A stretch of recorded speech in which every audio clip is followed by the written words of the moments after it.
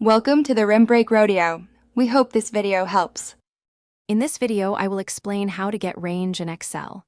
Selecting cells is fundamental, and it's quite straightforward. To pick just one cell, simply click it. For a block of cells, click and drag your mouse across the desired area.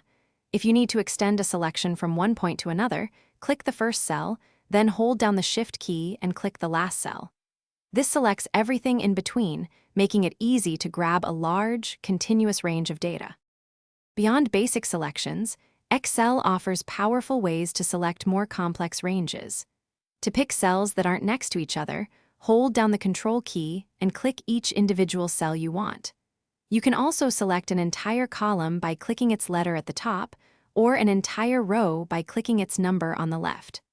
For a quick way to select all data in your current table, press Ctrl+A. You can even select multiple separate blocks of cells by holding Ctrl while dragging your mouse. Naming ranges is a fantastic way to make your spreadsheets more organized and your formulas more readable.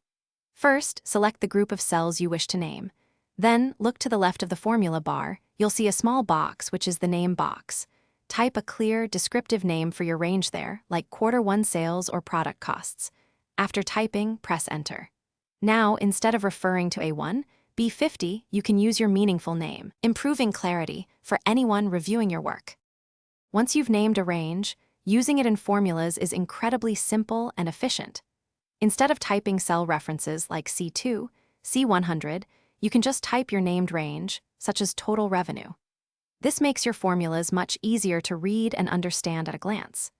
A significant advantage is that named ranges automatically adapt if you add or remove rows or columns within that defined area, preventing formula errors. This feature saves you time and ensures accuracy, especially in large, dynamic workbooks. Thanks for watching. Consider subscribing if we helped you.